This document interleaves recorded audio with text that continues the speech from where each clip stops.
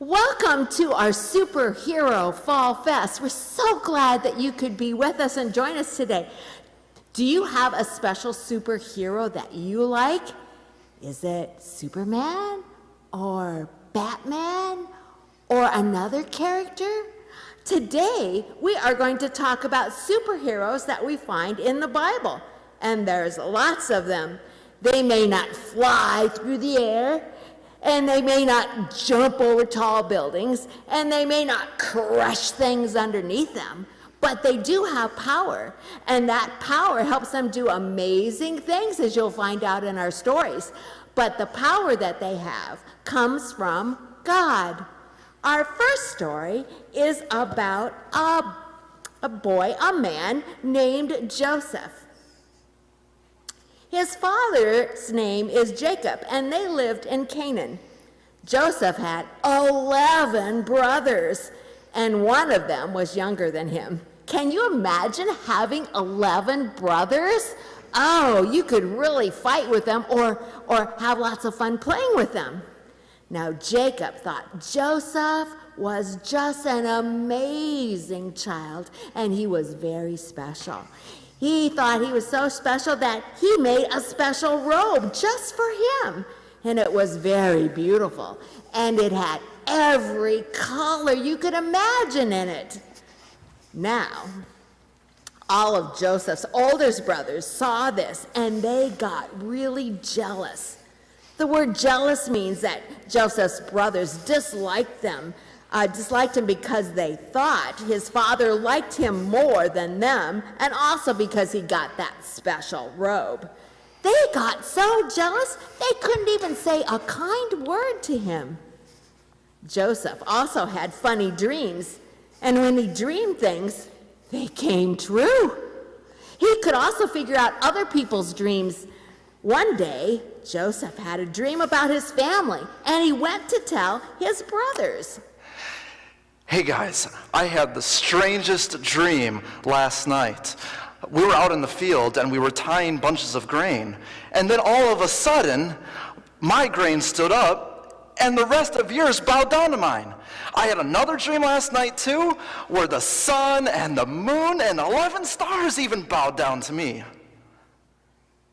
And the brothers said, "Who do you think you are? Do you think you're better than all of us? Do you think we'll ever bow down to you?" This made the brothers hate Joseph even more. A few days later, Joseph's father asked him to check on his brothers. They were in the fields quite a distance away, so Joseph went to find them. When the brothers saw Joseph in the distance, they made plans to kill him. But one brother said, "Let's not kill him. Let's throw him out in the well in the field." So when Joseph came to them, they took off his beautiful coat and they threw him into an empty well.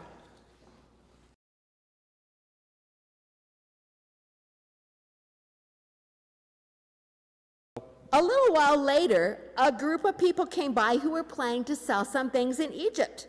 One of the brothers spoke up and said, "Hey, what do you say we sell him to the people? That way we never have to see him again and we don't have to kill him."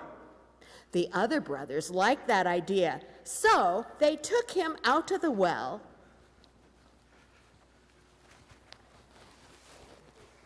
and they sold him to the people who were going to Egypt.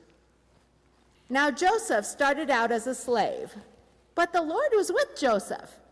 He helped him to be a good worker and to do everything right. So Potiphar, his owner, put Joseph in charge of everything that he owned. But a problem came when Potiphar's wife lied to her husband about Joseph. So Potiphar had Joseph put into jail. The Lord was still with Joseph in jail, and he was able to tell others what their dreams meant. One prisoner there was allowed to be freed and returned back to work for the Pharaoh. When Pharaoh had a dream, the prisoner remembered that Joseph was able to interpret dreams, and he told Pharaoh about Joseph. So Pharaoh had Joseph brought to him. Can you interpret dreams? Oh, Pharaoh, I can't, but God can. Pharaoh told him his dream, and Joseph explained. So it seems like what God is telling me, there's going to be 7 great years with lots of plenty, lots of food is going to be received out of these 7 years. And then afterwards, there's going to be a great famine. So what can I do? Well, God is telling me from your dream that in these 7 plentiful years, you're going to take all of the extra food that you gain, and you're going to save a little bit every single year, and you're going to put it into bins and storage. You'll save it for the bad years then, so that when the 7 bad years come, you'll have plenty of food to survive. Pharaoh believed all that Joseph told him and put him in charge of all the land of Egypt. People came from many countries to buy grain from Joseph because the whole world was in need of food. Some of those people were Joseph's brothers.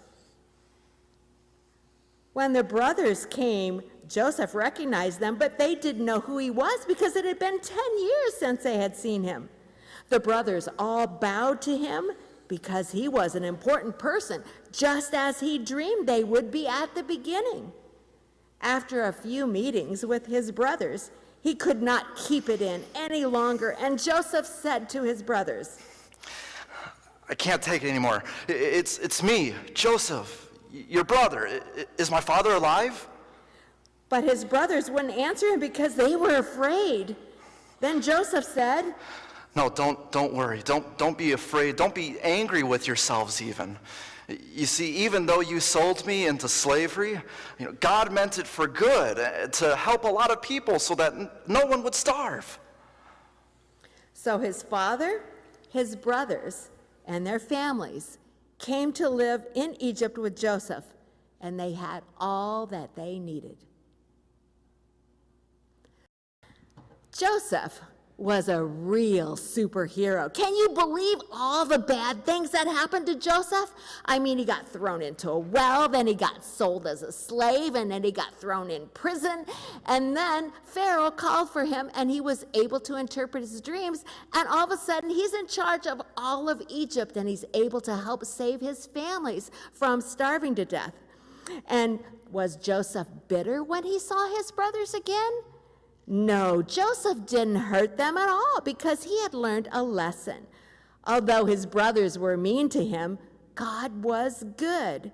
And when they were trying to hurt him, God was making a way for it to be good to lots of people. Joseph trusted in God to take the bad things and turn them to good. And since God was so good to Joseph, he was so happy to be able to forgive his brothers. He did not need to get even with Joseph because he knew it was all part of God's plan to bring his family back together. You know what? That takes a lot of superhero power from God to help us to forgive others and to trust in God to turn all things to good. Next, I would love to have you sing along with the song, Jesus is My Superhero, and you can do the actions along with the song. Hope you enjoy it.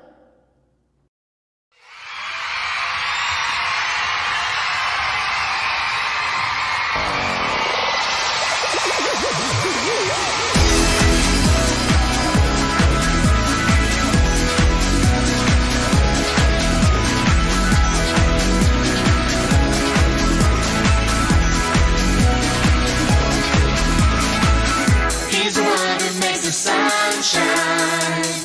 He's the one who puts the moon in the sky. He's the one who hung the stars one by one.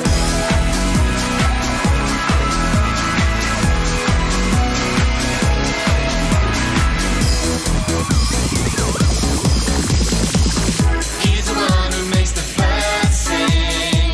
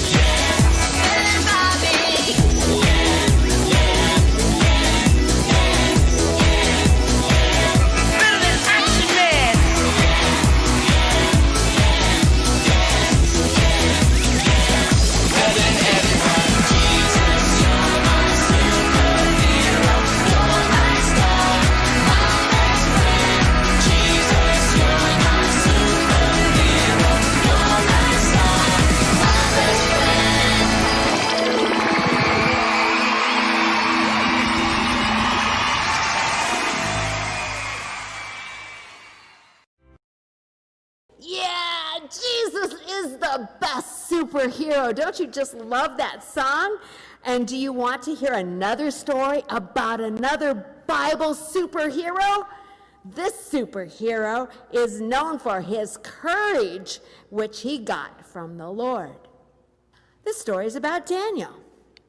Daniel and his friends were taken captive by their enemies. They were taken from their homeland to another place called Babylon. But while they were captives, Daniel earned the trust of the king of Babylon, King Nebuchadnezzar. Can you say that name? Nebuchadnezzar. Oh, funny. King Nebuchadnezzar learned that Daniel was very smart, and he gave Daniel a position of power. Well, after King Nebuchadnezzar died, a new ruler, King Darius, was in charge. King Darius decided to change things in Babylon. He selected 3 people to serve as bosses. These people oversaw everything, and they worked together to do it. Daniel was one of them. King Darius also knew that Daniel was super smart and super successful. So he put Daniel in charge of the other 2 bosses that Daniel worked with.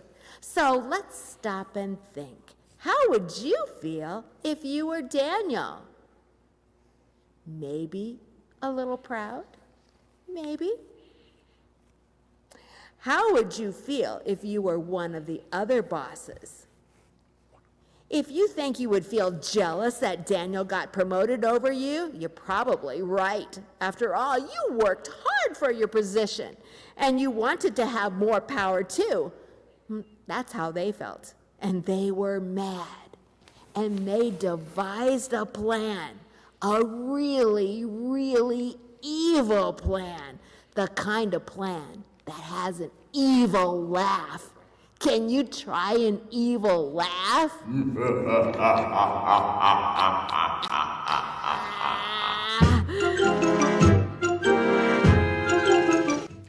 They thought and they thought.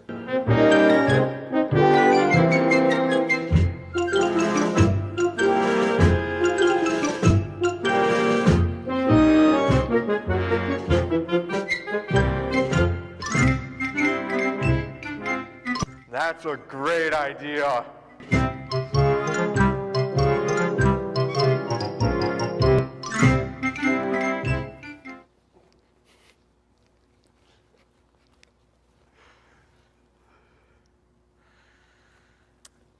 Here is King Darius.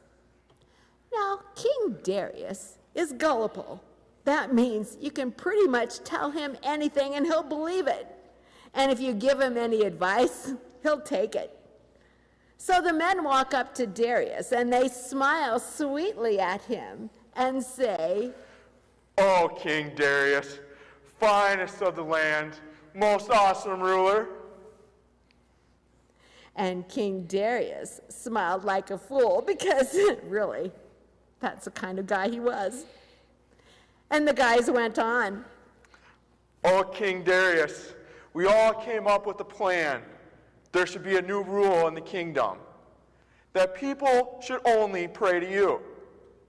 And if people don't pray for you, they should all be thrown in the lion's den. What do you think?" I like it. And the king made a law that the people could only pray to him and not to anybody else or any other god. Now, these guys all knew Daniel's reputation. They knew about the time when he wouldn't eat foods because his God wouldn't allow it. And they knew about the time that he could interpret dreams with the help of his God. And they knew about how God had saved him, his friends, from the fiery furnace after they refused to bow down to a statue. And most recently, they knew Daniel's God had helped him interpret the meaning of a writing on the wall. They had good reason to believe that Daniel, who had been faithful to God for over 70 years, would continue to be faithful. And Darius was a new guy. He didn't have the privilege of knowing all about Daniel's reputation or Daniel's faith or how Daniel would refuse to obey the new law.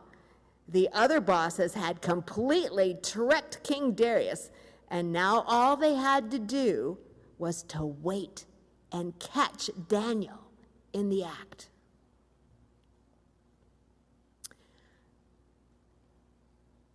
As always, Daniel prayed to his God in front of his window, and the other bosses walked by his house, knowing that every day he opened his windows and prayed to God. And as soon as they saw him do this, they ran as fast as they could to King Darius. Oh, King Darius, remember that law you signed that everybody must pray to you, and if they don't, they get thrown into the lion's den? Of course. Well, Daniel, he's praying 3 times a day, and it's surely not to you. Oh, Darius was upset. He knew that the men had tried to trick him. Oh, he liked Daniel a lot, and he really didn't want Daniel to be thrown into the lion's den.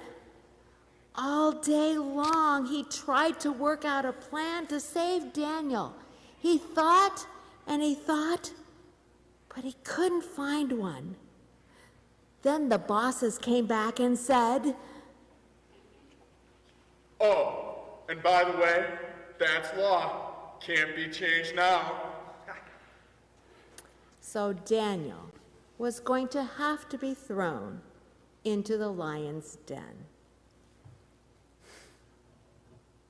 Now I want to see all of you participate. We're going to be the lions who are really, really hungry.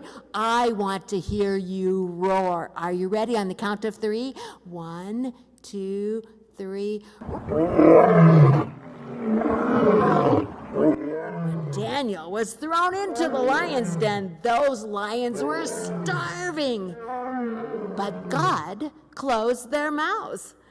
They weren't able to eat a thing because God protected Daniel.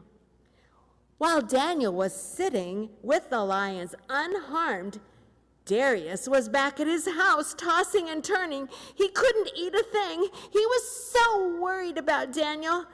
The next morning, he got up and quickly raced to where the lions were, and he called to him. Daniel! Daniel, you okay? Oh, Cain, of course. My God shut the mouths of the lions overnight, and they kept me from being eaten. I was saved. When King Darius heard Daniel's words, he was so happy. He ordered someone to get Daniel out of there, and he realized, when he looked at him, that Daniel didn't even have a single scratch on him. The lions hadn't even clawed at him. The king was so happy Daniel was alive, but he was furious that the other bosses had tricked him into a plan that could have killed Daniel. So he commanded that they be thrown into the lion's den. And those lions went and ate them all up.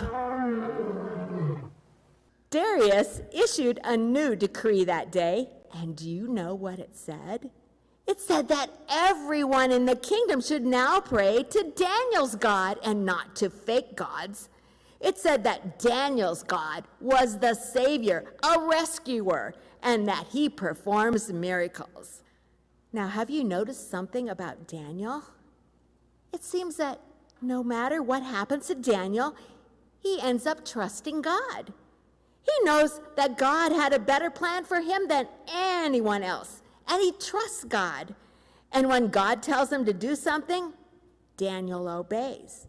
Allah told him not to pray to God, but being a superhero, God gave him the courage to obey God rather than the king.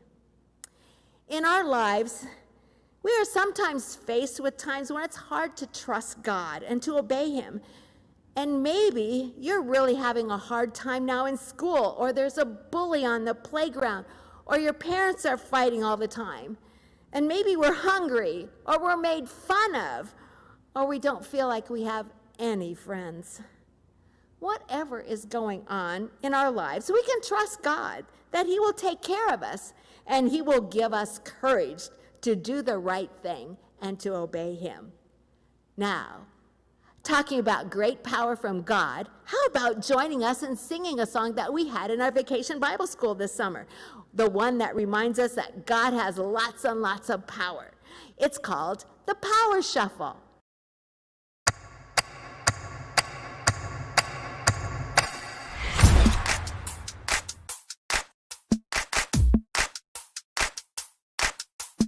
I feel it in the air right now. It's all around, I see it everywhere. It's the power. Yeah, yeah, God's power. It's the power to move any star. It's the power to heal your broken heart. It's the power. Yeah, God's power. So don't hold back, no, don't hold still. God is here and he is real. Take 4 steps to the left, to the left. 1, 2, 3, 4. Turn it around and move to the right. 1, 2, 3. Now take tiny little jumps forward to the front. 1, 2, 3, 4. 4 jumps back, but you better look back. 1, 2, 3, 4. Now freeze. And everybody clap your hands. Now stop. I feel it in the air right now. It's all around, I see it everywhere. It's the power. Yeah, yeah, God's power. It's the power to move any star. It's the power to heal your broken heart. It's the power. Yeah, God's power. So don't hold back, no, don't hold still. God is here and he is real. Take 4 steps to the left, to the left. 1, 2, 3, 4. Turn it around and move to the right. 1, 2, 3. Now take tiny little jumps forward to the front. 1, 2, 3, 4. 4 jumps back, but you better look back. Let's do it all again right now. Take 4 steps to the left, to the left. 1, 2, 3, 4.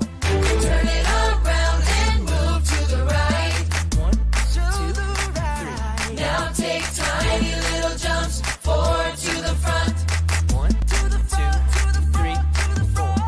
4 jumps back, but you better look back. 1, 2, 3, 4. Now freeze. And everybody clap your hands. Now stop. Hi, boys and girls. My name is Karen, and I heard that you were talking about some superheroes. Well, I have my own superhero, and I can't wait to tell you about him. His name is Jesus. Now, he doesn't have a flying cape like Superman. He doesn't drive a hot black car like Batman and Robin. He doesn't have muscles like the Hulk, but he has done something even more special for me. He saved my life, and he can save yours too. Let me tell you about him. Well, God sent Jesus down onto this earth for a special mission. Just like other special missions that Superman and Robin and Batman all come on, they're always fighting the forces of evil. Well, we have the forces of evil in our world as well, and that force of evil is called the devil. And Jesus was sent to earth to conquer the forces of evil, that devil who wants to take us down, who wants to just put sin all over the world and ruin everything. Well, Jesus conquered the devil, but he had to give his life to do that. Do you remember in the story of Jesus where Jesus was arrested and he was put on the cross like this? I want you to try that. Jesus hung on the cross for about 6 hours. See if you can hold your hands up like Jesus did. Don't put them down, and if they get really, really heavy, you can put them down, it's okay. But see if you can be as strong as Jesus. Well, when Jesus was on this earth, he did miraculous things. He did wonderful things. Not magic. You know, when a magician does tricks, he has a certain way that he kind of plans what that trick is going to be. For example, if he had a box and he crawled into that box and closed the curtain, as he crawled out of the box, on the back side, he would look as if he had disappeared from that box. But it was a trick. When Jesus did his miracles, and a miracle is something that happens, but nobody can explain how that happened, not scientists or anybody. Jesus did many miracles. Let me tell you about a few. His very first miracle was when he was at a wedding, and they happened to run out of wine. Now, this was not a good thing, because when people had a wedding, they had to drink wine in many cases because the water wasn't very good. And so Mary came up to him and said, Jesus, we have a real problem. Can you help us? We've run out of wine. And so Jesus said to her, go and get some water. And he did that. And when Jesus, all he had to do was just think about changing that water to wine, and it happened. And the people who drank the wine, like this is a bottle of wine, said that it was the best wine that they had ever had. That wasn't the only miracle that he had. Jesus fed 5,000 people. Can you imagine feeding 5,000 people? Well, as the people were coming to see Jesus and hearing the things that he had to say, one day there were just thousands around him, and they had been around him all day long. And pretty soon the disciples came up to him and said, Jesus, Lord, these people need to have some food. Send them away so they can find some food. And he said to them, no, you feed them. The disciples looked at each other like, how are we going to feed them? And Jesus said, does anyone have any food in the crowd? Well, yes, there's a boy who has 5 loaves of bread and 2 fishes. Fine. Put the people in groups of however many, but equal groups. Take the bread and put a little bit of bread in each basket. And you know what happened? They all got fed. Everybody had their fill of the bread and the fish, and it was the best bread they had ever tasted. They said, oh my goodness, it was just such a wonderful miracle. Another miracle was when, after all these people kept walking and wanting to talk to Jesus, he got tired, and so he and the disciples got into a boat where they could be away from the people just a little bit. Jesus was so tired after doing all of the talking that he did that he fell asleep. And while he was sleeping, a great storm built up around them. And the disciples got very much afraid. They were afraid that they were going to drown. And so they woke Jesus up and they said, Lord, you need to help us. We're afraid we're going to be capsized and the boat is going to tip over. Well, Jesus woke up, he stood up, and he said, be still. And the calm happened all of a sudden. The wind stopped blowing, the thunder and the lightning stopped flashing, and the wind was calm. Can you believe that? Jesus even had control over all the weather and all of the things that were happening there. Well, he did other miracles. There were people who were blind and that were sick, and they had problems walking and sores on their arms, and he healed them as well. All he would have to say if someone was blind is put his hands over their eyes, and they could see. People who couldn't walk and who had lame arms and legs, all of a sudden,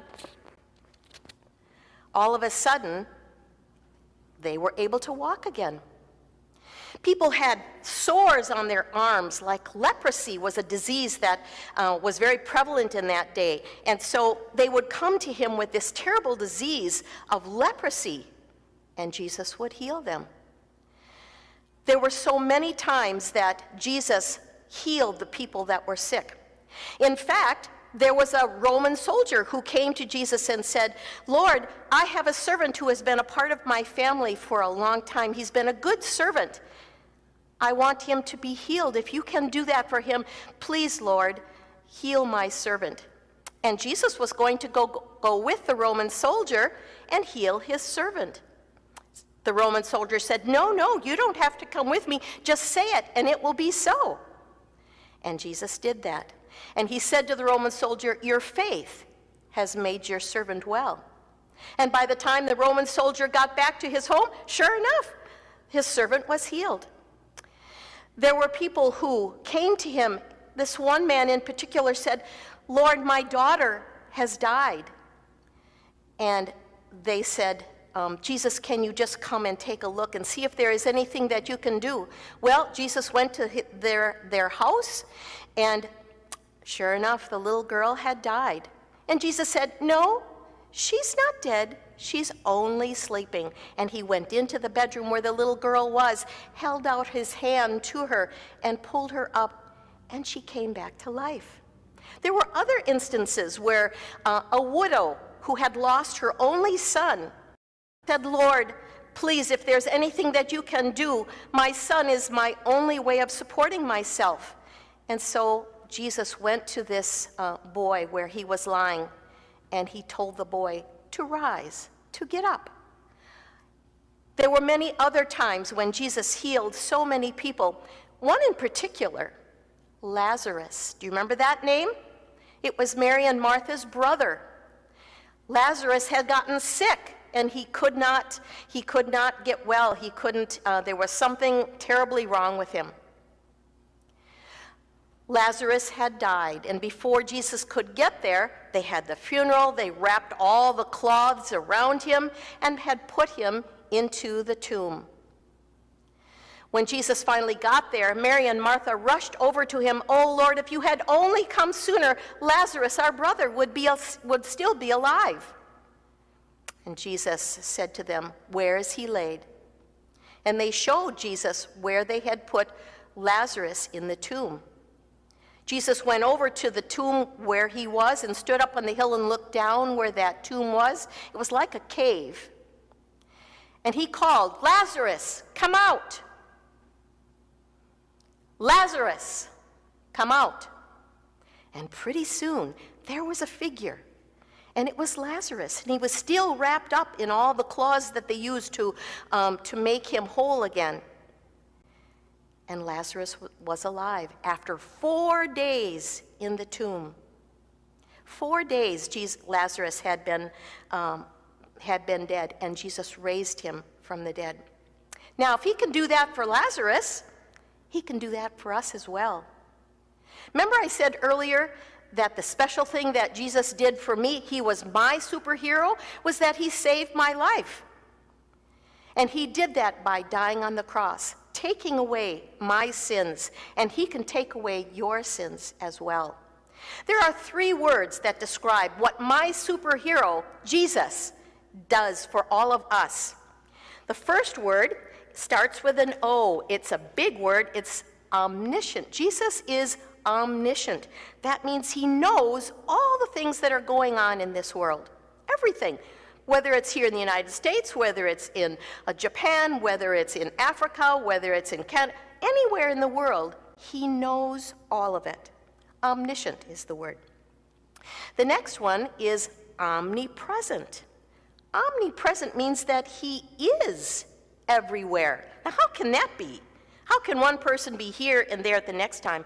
Well, remember, he is God, and he can be wherever he wants to be. That way, when you are afraid, he can be right next to you, like he says he will. Or if someone across the other side of the world feels afraid, he can be there too. He is God. He can do all things. And the third word is omnipotent. He is all-powerful. Our God is a wonderful God. He is a super God, and he is there for us.